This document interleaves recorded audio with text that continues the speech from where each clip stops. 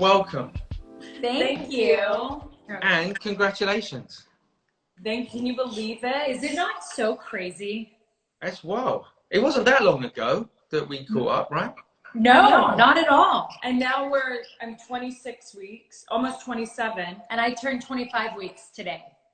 That's mad. I know. Nikki, did you know that Brie was pregnant before you found out yourself? Yeah. So I found out, I found out 2 days after Brie. But what was weird is when Brie told me, I was like so shocked because she was so set on baby number one. Only having one. Yeah. And then 2 days later, I kept feeling, what I thought was pregnancy symptoms, and like kept feeling like that I should take a test. But I'm like, no, I'm just feeling this because Brie told me she's pregnant. It's a twin thing. But I couldn't get it out of my head. So I was like, well, I'm just going to take a test just in case, not even thinking anything. Yeah. When I saw that it was positive, I was like, there's no way. We both were shocked by our pregnancies. That's crazy. I know. That's crazy. Are you both well with it? Yes. Yeah. We're lucky we have each other and we're both healthy. So we're keeping each other super positive. First trimester was rough, but second trimester has been great. Yeah. And now we're about to go into the third, and hopefully it's good too. I think it'd be good. I think it'd be good. And you have each other. I do think that's such a rare thing, isn't it? To go through that with a sibling. I would imagine, especially so with a twin. Yes. And we're next door neighbors. Where you're staying now? Yes. Okay, so you go to Arizona, right? Yeah, we're in Arizona, and we're literally next door neighbors. So we just go back and forth to each other's houses.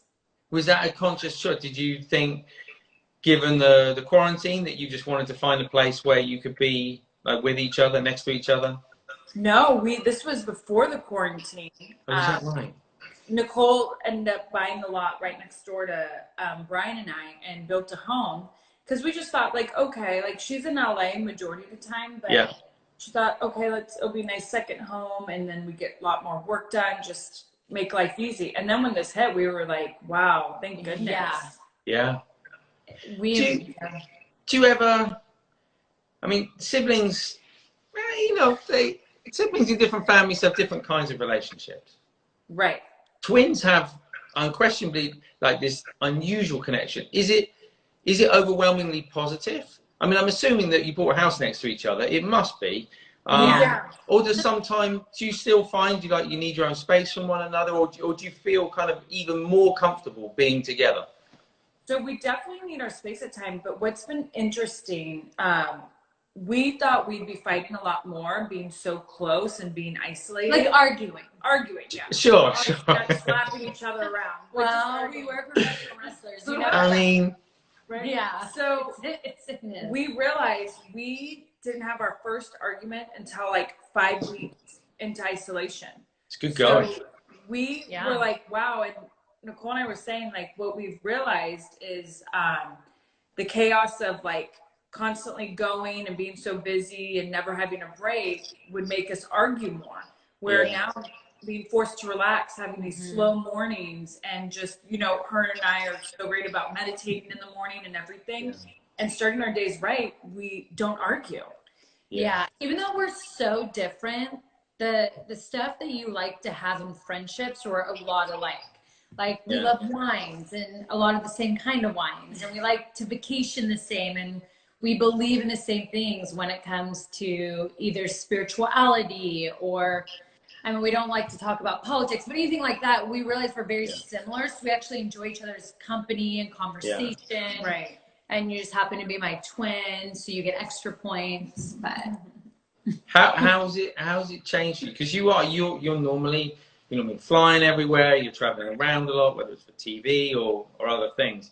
How's it changed your mental state, kind of being in one place for probably the longest time that you've been in one place for ages? Oh my God. We were saying since senior year in high school, this has been the longest time we've ever slept in the same bed every night. Because even when I had Birdie at 2 months old, I started to travel with her. Yeah. So, and I've definitely been home for over 2 months now.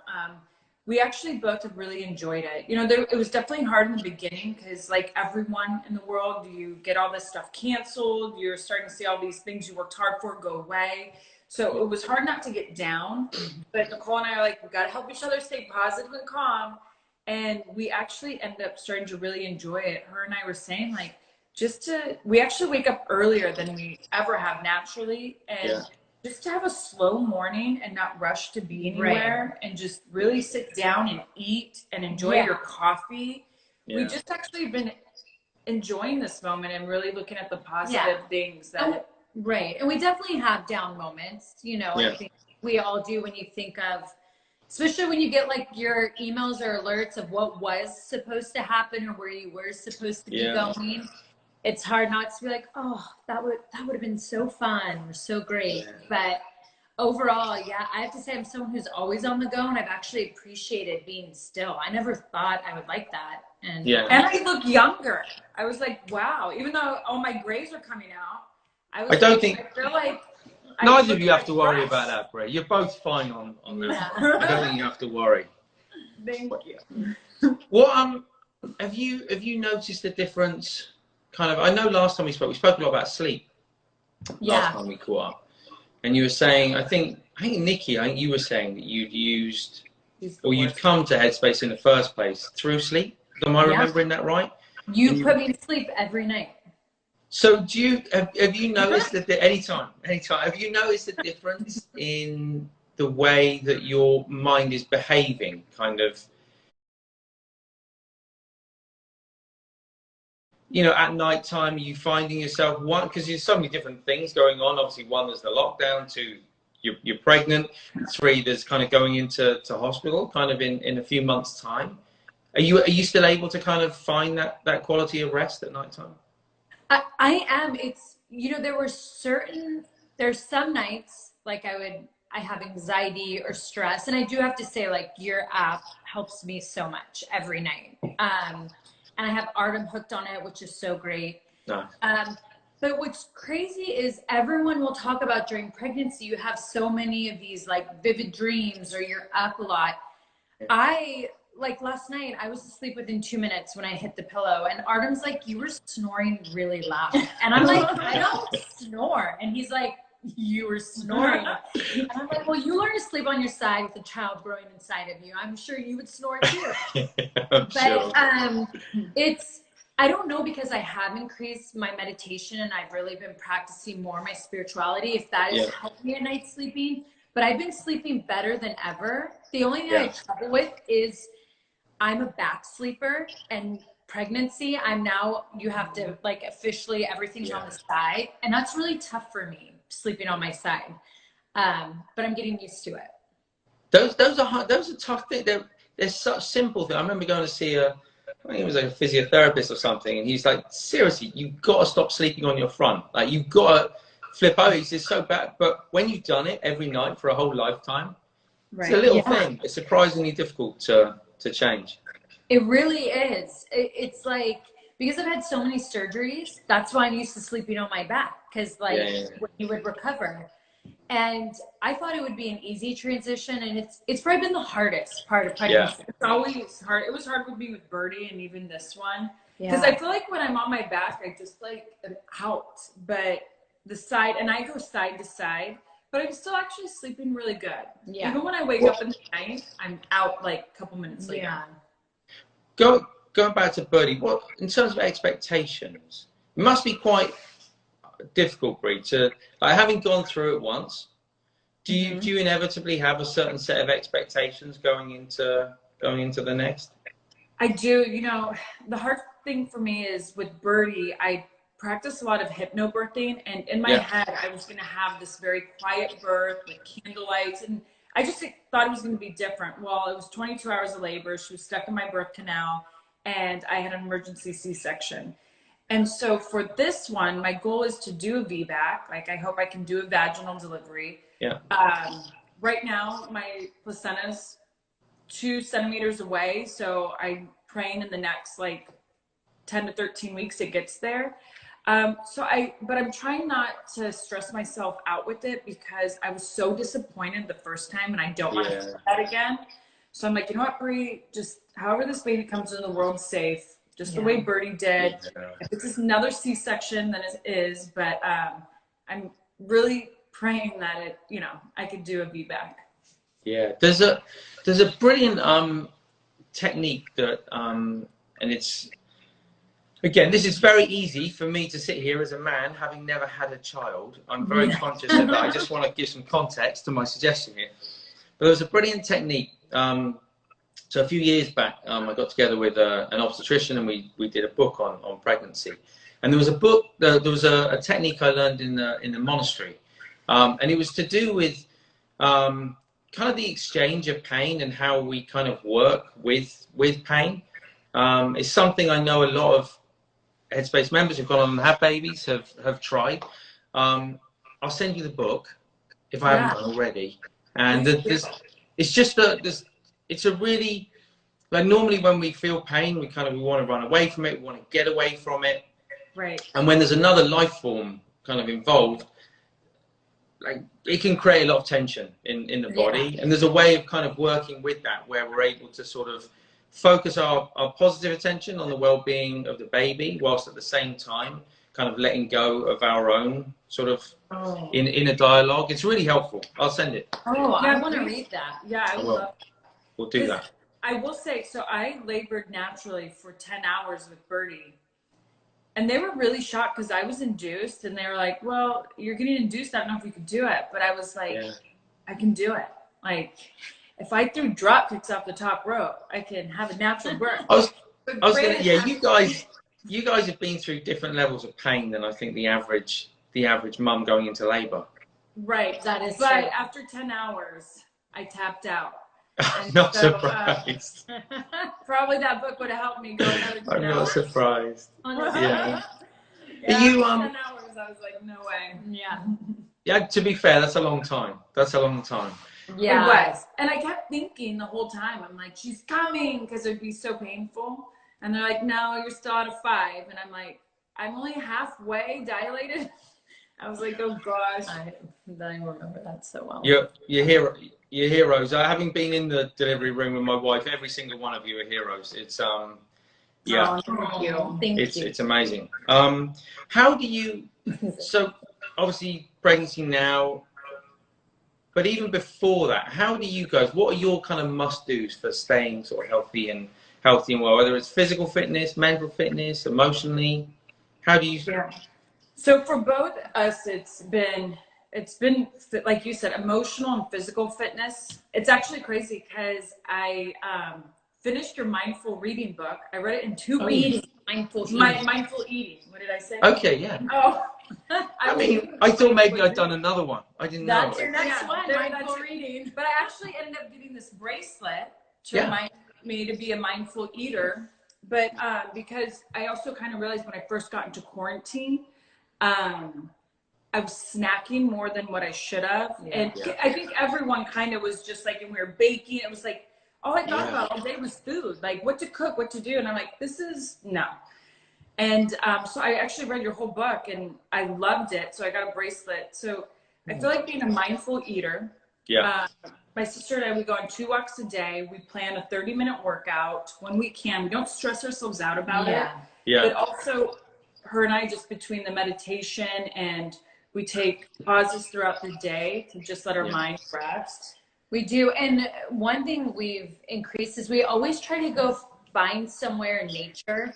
And we're lucky because in Arizona, there's so much desert. So you can social distance, be alone, and be in nature.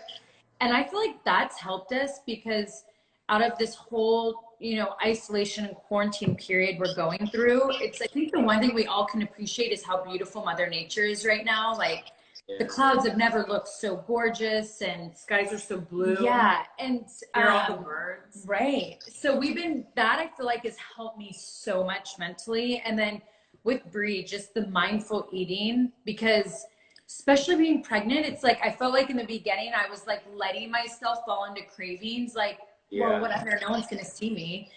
And I had to change that because I wasn't feeling good doing that. And I was the type of girl who I would have a cup of coffee and whatever I was going to eat for breakfast, and I would literally eat it as I was walking to my car.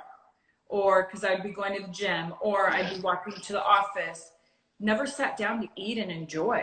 Yeah. And so that's definitely helped. And we always laugh that we're such fast eaters. We are. It's so we bad. worked on that. We're like, okay, take a breath, put the fork down, let's talk a little bit in between bites. Honestly. That's great. I mean, look, I think the reason I ask is I think so as we just chatted over the last few weeks on Take 10, so many people have struggled to keep any sense of routine going. A lot of people have kind of got to the point where it's kind of like, okay, well, if I can't do the things that I like to do and that I normally do, there's no point in doing anything. Right. And I just think this it's so important right now to have some sense of routine. And even if they're things that you have to adapt, even if they're things you have to change, just trying to kind of keep going with some kind of physical movement, some kind of, whether it's meditation or some other kind of mental sort of relaxation, making sure you still sleep okay. Are you staying up like into the night and watching movies? And no, we actually put a rule on ourselves. And, oh, did you? During like Birdie's nap time. So Birdie naps 1 to 3. Sometimes she'll go past, like no later than 1 to 4. So what we do is that's kind of our time. Like, okay, like if I want to watch a show, catch up on some laundry, do all that, because once dinner, bath time, we're all ready for bed. It's like her and I both have like an essential oil machine. We turn that on, and it's about diffuser. It's about just reading, relaxing, and then we're asleep. I'm always asleep by 9 p.m. Yeah, it's like you said, what I realized is routine has been so key for me because I'm someone who needs that, and that helps keep me sane. Yeah. But I was kind of staying up late at night, and then I just realized I wouldn't, like I was waking up later in the morning, and I didn't feel right. So we talked, and Artem and I, we do the same. I was like, look, it gets really hot in Arizona around 2 to 5. Let's let that be our nap time. And if we want to binge watch whatever we want to do, but when it comes to nighttime, no TV. Like, let's get in bed early so we enjoy the mornings because it's at least under 100. And it's insane the temperatures there. Oh man! Right, we're gonna hit 105 this weekend. Well, I don't think we'll hit that. That's what it says online. But Arizona is one of those things, like April and May, we'll have hot days. We go back to the 80s. Yeah. Once June comes, there's no going back. It's over. We're 100 degrees, and we start creeping over until like September. Our evenings are beautiful. When are you both due? Remind me. So I'm due July 27th. And I'm August 5th. So and you're going to be in Arizona for your last month of pregnancy. Oh, yes. Wow. Oh, yeah. That's brave. I haven't spent a July here in a very long time. So but I said it's the one time we actually can appreciate the heat, because what they say about coronavirus is it's better to be in the heat. Okay. I'm like, this is the one time I'm like, bring on 120. Right. I will find a way to survive. But the mountains are only 2 hours away. So, and it gets about 20 to 30 degrees cooler. Yeah. So I was like, I'm going to make a lot of trips probably to Sedona and Flagstaff. Yeah. It's a good plan. It's a good plan. Tell me, we've been doing a little exercise every day, just as a way of bringing everyone together and reminding each other how important it is to take some time out. Do you have a favorite meditation, favorite type of meditation? Like, do you prefer visualizations or reflections, or? I like the visualizations. Yeah. Yeah. Would you mind joining us for like a really short little exercise? We'd love that. So, for those of you that haven't done any visualization before, I'll lead you through the exercise. As always, you can lie down, you can sit down, doesn't matter. And when you're doing visualization, one tip that I think makes loads of difference is imagine that I'll set the kind of the scene. Imagine that it's already happening. So don't think that you have to control the visualization or that you have to make the picture happen. It's almost like once you've imagined it in your mind, it's already happening and there's nothing else to do. And that way it kind of just feels a bit more relaxing. Yeah. Okay, cool. So take a moment. And we're going to start with our eyes open. So normal way, just a soft focus with the eyes. And then when you're ready, just taking a big deep breath in through the nose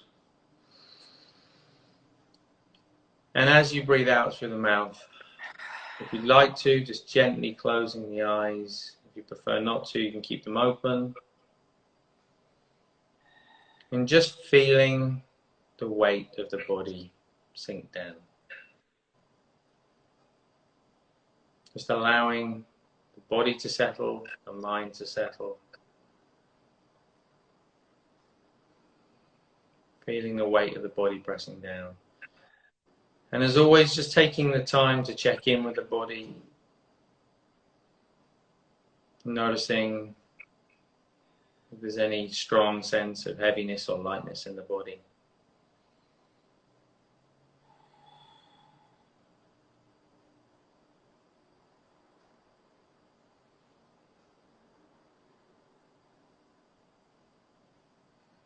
And as you become more aware of the physical sensations, just starting to notice the breath. Some people feel that in the chest, some the diaphragm, some the stomach. If you can't feel anything, you can just gently place your hand either on your chest, your diaphragm, your stomach.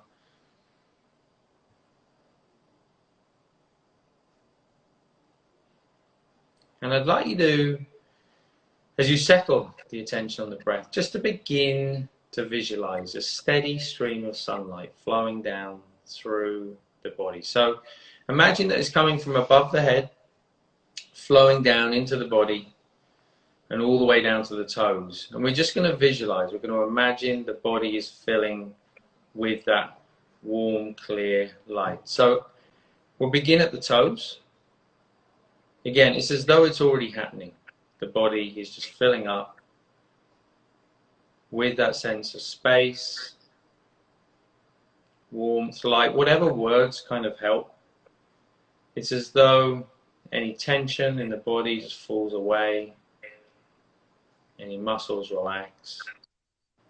It continues up through the legs. If it's hot where you are, if it's helpful, you can imagine it more as a cool light rather than a warm light. Continuing up now through, past the pelvis into the stomach and the lower back. Again, just any sense of tension, just melting away, dissolving in that sunlight. It continues to travel up through the middle of the back, the upper back, the chest, the shoulders. Just a greater sense of space throughout the body, down the arms, into the hands, the fingers, up through the neck and the throat. So still flowing down from above the head to the head, feeling the jaw relax, the eyes relax, until the entire body has that feeling of space, of ease, and allowing that feeling to remain, but letting go of the image, just bringing the attention back again to that feeling of contact against the seat, against the floor, and whenever you're ready, just gently opening the eyes again.